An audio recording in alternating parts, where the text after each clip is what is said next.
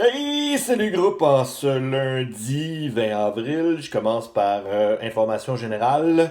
Donc, dans Teams, dans votre Teams de classe, dans l'onglet Fichiers, vous pouvez retrouver les exercices de français qui sont suggérés pour la semaine pour maintenir vos acquis. Donc, faut pas oublier que ça va recommencer un jour, puis on veut rester prêt en faisant quelques petits exercices dans Fichiers. Le mot du jour. Le mot du jour, c'est le mot liberticide.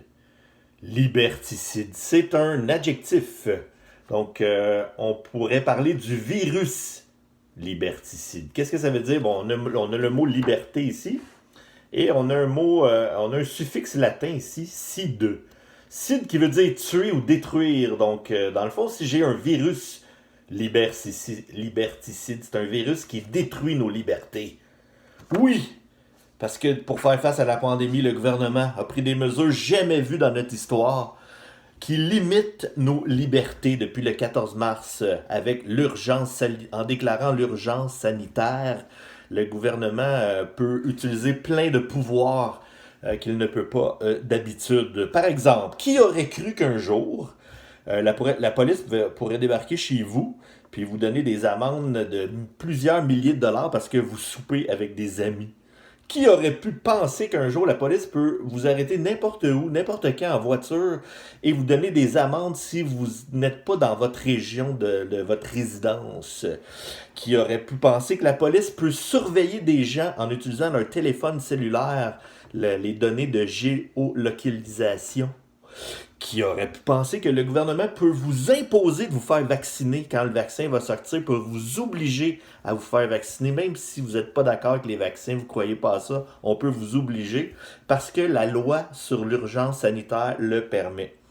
On voit même plus les partis d'opposition, donc on n'a personne qui remet en question les choix du gouvernement pour voir s'il y a des abus qui se font, etc. Donc, la démocratie, comme on la connaît normalement, ne fonctionne plus pour l'instant.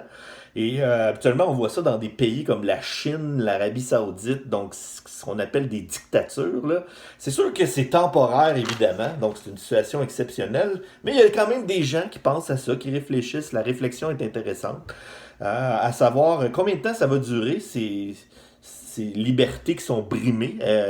Certains ont peur qu'après tout ça, ben, qu'il y a des mesures qui vont rester, puis qui pourraient, surtout des mesures technologiques. Donc, si le sujet vous intéresse, il y a un article fort intéressant dans la presse de dimanche. Ça s'appelle justement le virus liberticide. J'ai mis le lien sur Teams. Donc, ceux qui veulent aller consulter, vous pouvez lire. C'est un très bon article, intéressant. Deuxième sujet, les fameux masques. Faut-il porter un masque lorsqu'on sort en public à l'épicerie ou à la pharmacie? Bon, le débat est encore lancé, mais bon, il y a plusieurs personnes qui ont des opinions variées par rapport à ça.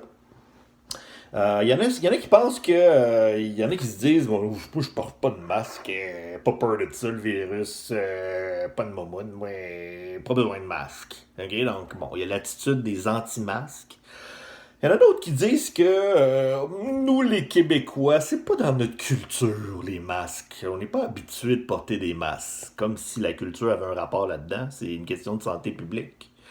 Il y en a d'autres qui disent ouais, mais là, je suis pas sûr, j'ai pas le goût de mettre un masque parce que qu'est-ce que les gens vont dire? Qu'est-ce qu'ils vont penser de moi avec mon masque?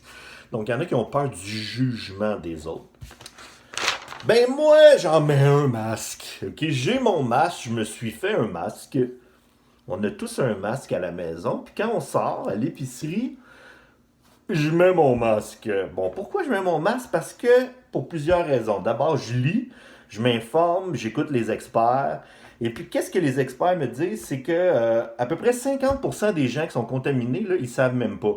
Parce qu'ils sont asymptomatiques. C'est ce que ça veut dire. C'est qu'il y a plein de gens qui circulent comme ça. Ils toussent pas, ils ont pas l'air malades, mais ils sont contagieux puis ils l'ont.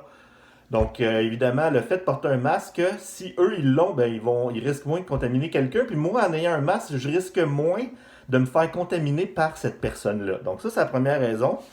Deuxièmement, il y a des études récentes qui démontrent qu'à Taïwan, Singapour, Corée du Sud, ils ont réussi à réduire le niveau de propagation avec le masque. Je vais enlever ça. Ensuite, c'est recommandé par la ministre de la Santé du Canada, c'est recommandé par l'Académie nationale de médecine française, c'est recommandé par la santé publique de l'Allemagne, c'est recommandé par la CDC, le Center for Disease Control aux États-Unis, c'est obligatoire en Autriche, au Chili, en Israël, puis dans plusieurs autres pays. Mais au Québec, bizarrement, on parle pas de ce sujet-là vraiment. Donc, faut-il obliger le monde à porter un masque pour limiter la propagation? La question est encore lancée au Québec, mais moi j'ai déjà décidé, moi j'en le porte. Je porte le masque. Donc, puis il est pas payé quand même mon masque.